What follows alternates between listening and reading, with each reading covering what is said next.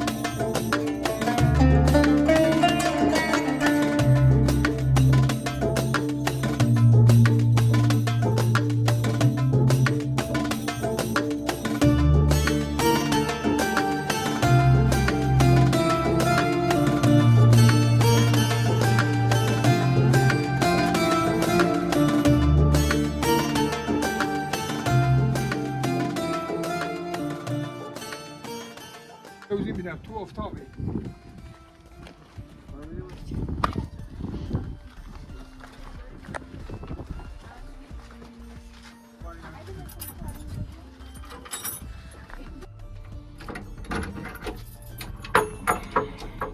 من روز میخوام ببخشید بفرمایید.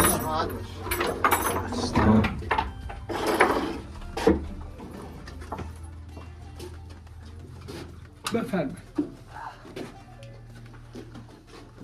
یک کم به جلوتر خیلی ممنون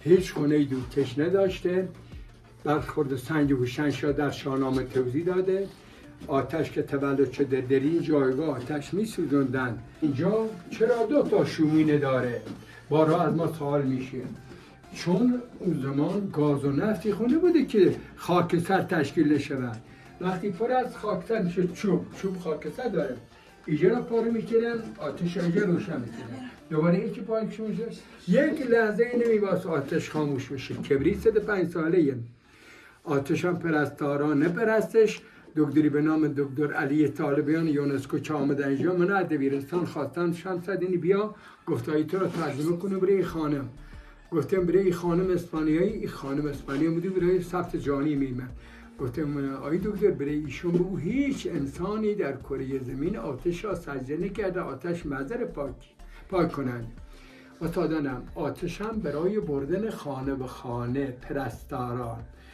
یه غروب آفتابی ابو علی سینا تو خونش نشسته بود کودکی وارد خانه ابو علی سینا میشه کودک ابو علی سینا میگه دنبال آتش آمده کودک میگه بله میگه میگه برو چگونه آتش میاری تو خوب وسیله نداری ابو علی سینا برای کودک می نشینه جلو اجاق ابو علی سینا و مقداری خاکستر سر میریزه که دست و یک تکه آتشی بر روی خاکستر به دو میره ابو علی سینا تعجب میکنه عجب بره هوشی قوی این کاری رو بچه که مبلنه بودم میگه فردا بریم بیارینش کارش دارم میارینش میگه اسم تو چیه میگه اسم من بهمنه میگه بهمن میگه بله میگه من ابو علی سینا از سال میخوام شاگرد شما کاراتو کردیم مبلنه بودم میگه ابو علی سینا تو حکیمی علم طب تجربه کنی من بشم شاگرد شما یا شما شاگرد من از اون آتش بردنم به یه دیگر آموختم تو کتابای خدیم نوشته بود آتش بر روی خاکستر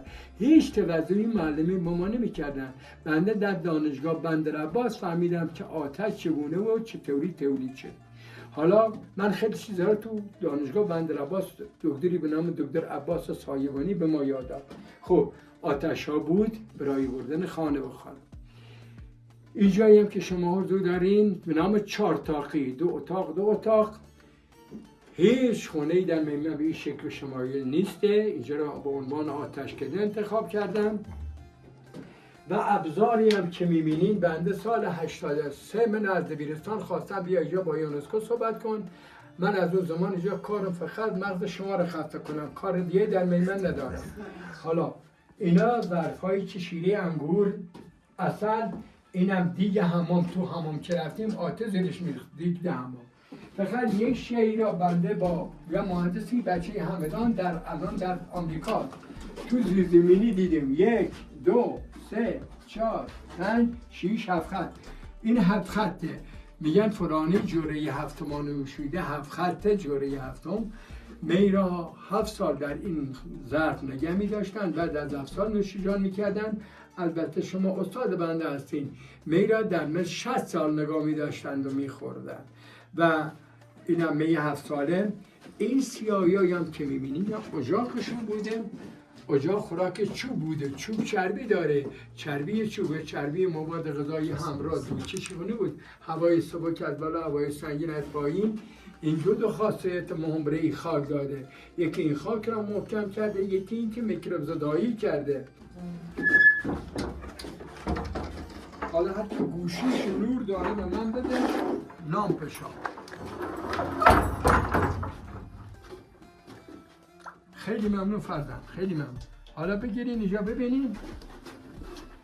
این مرمر یشمه. اگر گذارتون کرمان افتاد، این سنگ ساعت میگوتن صبح شد نماز من قضا شد فلان. 800 تا سنگ ما از اینا در میمن داشتیم. خدای تو شاهد این 3-4 تا را میراث فرهنگی یا پنهان کرده و الا همینا را میبرده شو. بعد ببینیم امروز نور میگیره تو خود ذخیره پر شب رو منعکس میکنه. حالا ببین پدران ما کی بودن؟ 1 2 3 4 تا چاله کوچولو روی سنگ. روزای پنجشنبه که میرفتن آب بریزن روی قبر را روشنی قبر، گنجشکان و مورچه‌هابیان آب بنوش. بفرمایید آخر.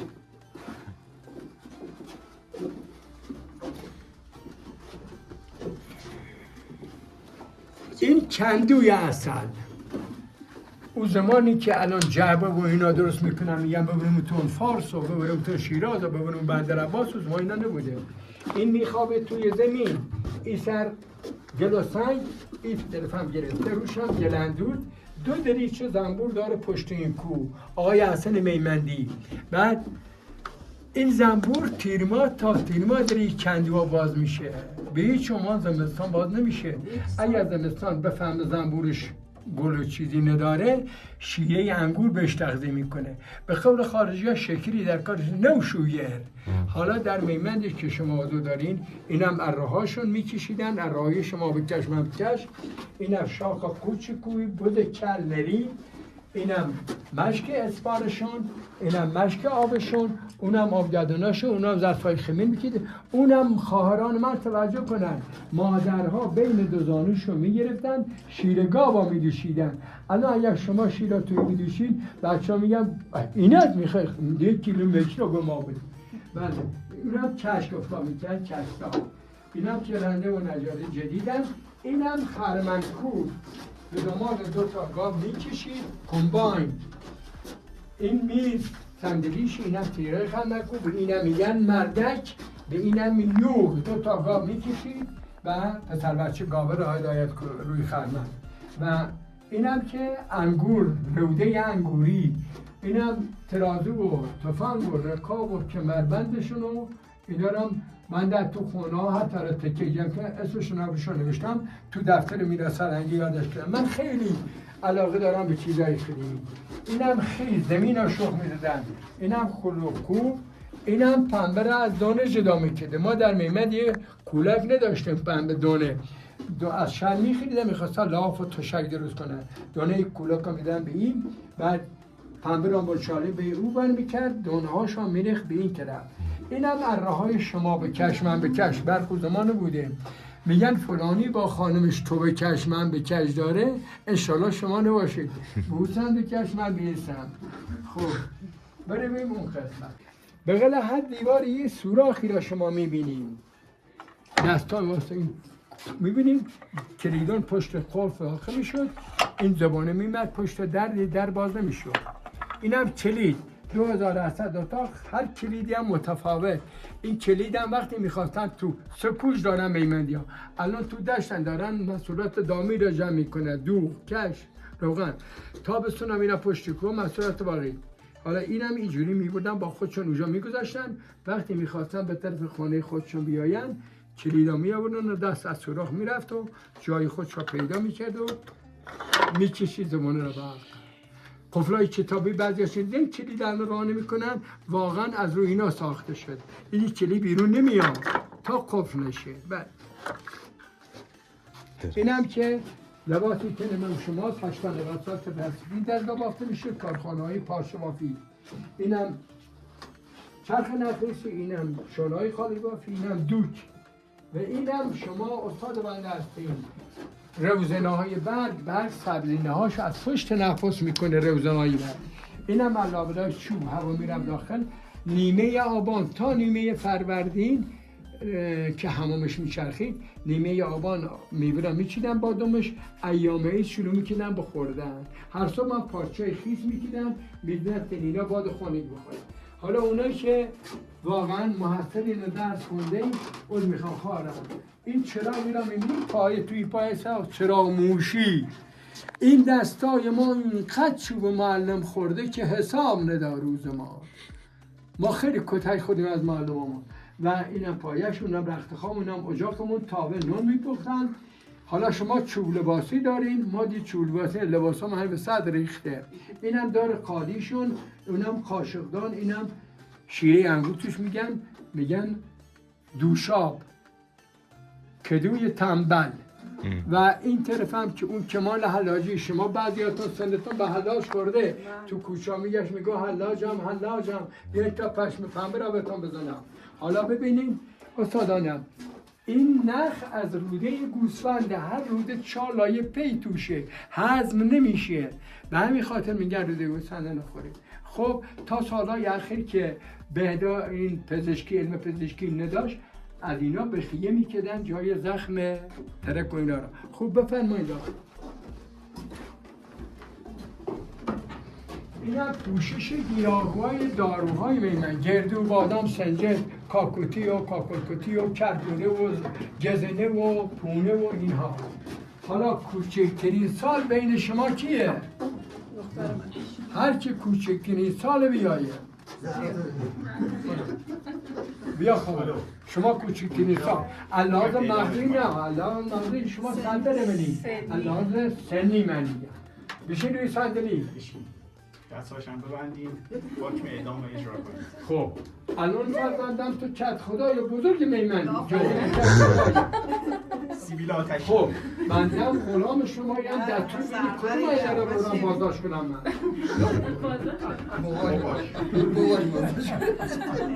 برای چند لحظه کت خدا شدی. اینم سفره آردی. مادر من وقتی دختر من میخواست به سمت خانه خواهر بره، آرداب به ستین سفره شب اول بهش میگفت آرداب لای سفره برای بچه ببرن، از خانه پدر بر کتاب خانه شوهر ببره. برادر بزرگی هم رسم ما یه نون میبر زیر چادر رو شکم دختر رزق ببره، رزق بر کتاب از خانه پدر به سمت. حالا اینم آسیا دستی شون. استادان گرامی، اون زمان برق نبود و مادرها میواست به چرخونن سنگ آرد کنن ما بخوریم. این سنگ ثابت این بر این چرخش داره، میگه مرد آن است که در کشاکش در سنگ زیرین آسیا باشد، اینه یه حرکت نداره. این چوب میخوره تو اینو بسط این چوب بیاد، چوب فشار بیاره دونای گندم نر بشن. اینم که خورجین دخترای میمندی، اینم غربال، اینم زدخواهی، اینو توی باقی من دیدم، من گراش کردم از چوب همین درختهایی بده و اینم چوب گردو سرک بده. اینم چوچدان یا قاشقدان. شما میمندی ها، ما میمندی ها کش میخوریم، انشالله شما را خوراک همیشه جوجه باشه. کش با سنجه زیاد بخورید اگر تو گوش منی پیرمرد میکنید. کش برای پوکی و استخوان. اینم که شما مادرها به گردن تا شاتو بچینین. اینم همیان پود سنجد داخلی میکردن، سنجد میمن خیلی مشهور. اینم که حضرت یوسف گفت گندما را در خاک نگه دارید، بیدلی نبوده، از اینجا میریختن، از اینجا برداشت میکردن. 7 سال گندم مگر در پوست خودش یا در خاک بمانه حشره نمیزنه. این خصوصیات گندم. من الان 4 ساله یک دسته خوشه گندمی را توی خونه پنهان کردم برای آزمایش ببینم کی حشره میزنه. هنوز حشره نزده، در پوست خودش حشره نمیزنه. این هم همش دوده، کریستال شده.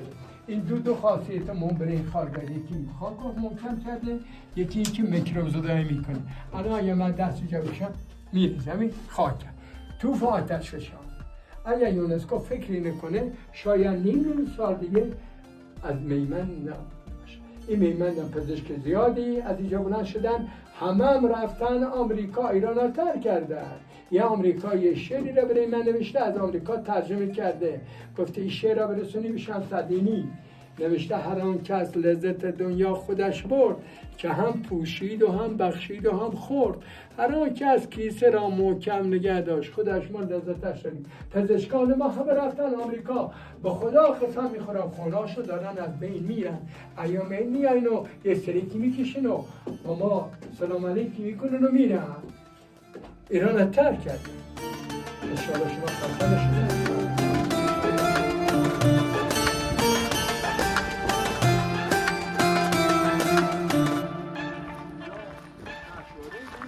میمن حتی اول از لحاظ تمدن و این شکل شمایل جایزه میلین مریکوری را برده میمن.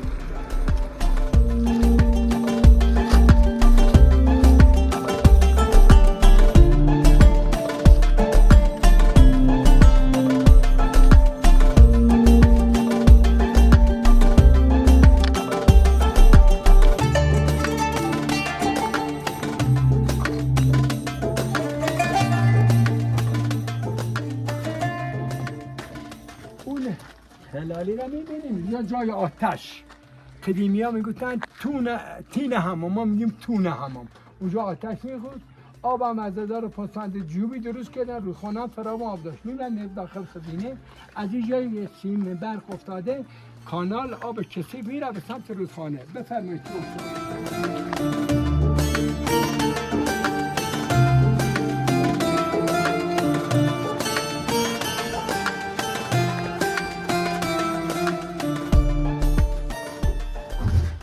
حمامای قدیم حمام بیرونی که اول میرسیدیم، محل بیرون آوردن لباس رختکن. از اون گوش دو کاده و نیم سکو ارتفاع داشت، میمیدیم لباس ها رو بیرون میآوردیم و میرفتیم داخل. استحمام شستشو که تموم میشه داخل میمیدیم، پا رو توی آب سرد قرار میدادیم و لباس میپوشیدیم میرفتیم.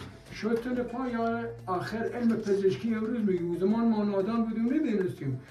شستن پای آخر علم پزشکی امروز میگه پا رو در آب سرد قرار دیدیم بعد لباس بپوشیم. از امراض قلبی، واریس و سرماخوردگی دمای درون را با دمای بیرون یکسان کند. خب استادانم سیمانی که ما امروزه استفاده میکنیم سیمانی قدیم وجود نداشته.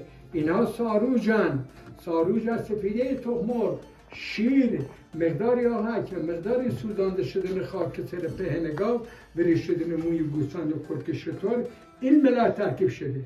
این حوض، این دیوار، یه حوضی را تعیین نگاه داشتن میره سرنگی میمن که وقتی یونسکو میاد بهشون گیر نده چرا ساخت سازش به هم زده. کف این هم سنگفت شده، آب از خزینه میمد داخل این حوض و از اینجا دور پر میشده، ایزا میرن به بیرون. و اینجا هم جای این سنگ که میبینی سنگ هستن یه مرمر یشمی هسته، از ترسی به دوزنش سنگ مستطیل شکل نور میگیره منعکس به اینجا. حالا من برق خاموش میکنم، بیاین داخل ببینید اینجا نورگیرا شد. یک نورگیر شمروی اون دیواره که پشت دیواره. اینجا خزینه نه خزانه پولی، خزانه پولی پول هم داشته میکنن، خزینه آب. این هم جای دیگی که گفتم دیگه همونجا دل دیگه آتش میسوخت، از اینجا شب یا دود خارج. غروب آفتاب آتش روشن، صبح زودم خاموش، 10 ساعت زیر آب آتش پر از آب. ایشون اینجا می نشست، من بازار بر ایشون تا اینجا دیواری بود پر از آب و اینجا آب بر ایشان بر من خانما. از ساعت 8 صبح تا غروب آفتاب خانما بودن، صبح زودم مردان، چون مردان را صبح زود برن دوان کشاورزی و دامداری. حالا صبح از اینجا شب که دود میمد از اینجا خارج شد، روی هم حالا پوشیده بود، دیوار کی بود. حالا ببینید چی بودن اینها. اینجا دیواری توش خالیه، رو سنگفرش کانال، لولو زمان بوده. اینجا کانال سنگفرش، کانال سنگفرش، کانال سنگفرش. 9 تا کانال زیر پای شما تو خالی، مارپیچی 7 تا کانال هم به اون بر. آتش که اونجا میچرخید، توی این کوره ها دود و آتش میچرخه. هوای گرم در زمستان اینجا داغ باشه. اول صبح که میمیدیم اینجا ما دانش آموز بودیم، از اینجا در باز پامو میسوخت، میدیدیم سراغ این آب سرد، خیلی داغ بود از سنگا. بعد میدیدیم سراغ این آب سرد، یک تشت آب سردی با آب گرم بلند میکردیم و استفاده میکردیم. زیر پا شما تو خالی علم کتابیش میگه گلخند و گربروها. و این سنگی هم که میبینید سنگ مصنوعیه.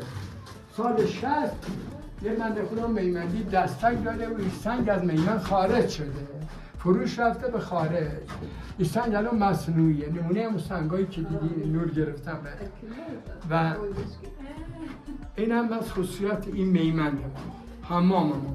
حمام دوشی هم زمان پهلوی اون طرف زودتر پل ساختن. با این پل زمان پهلوی ساخته شده. حمام دوشی هم پولی را آقای خانم فرح پهلوی هزینه کرده، گفته این پول را ببریم به نام میمندی ها حمامی بسازیم. اینجا یک سرکی کشیده اومده دیدی بازدیدی کرده، دیده هر ساعتی 30 تا 20 تا خانم توی محله خند. بچه کوچولو رو خانم ها می آوردن، مردا خودی صبح می آوردن. گرون برای خانم تموم میشه، میگه برین حمام دوشی بشون بسازین. و هر 4 ماهی هم یک کامیونی رسید پشم می آورده مجانی برای 2 تا دختر، 2 برابر، یک دختر یک برابر میده و میگه که خونه ها رو بیارین بالا. این هم از این حمام قدیم ما. انشالله شما خسته نشده باشید.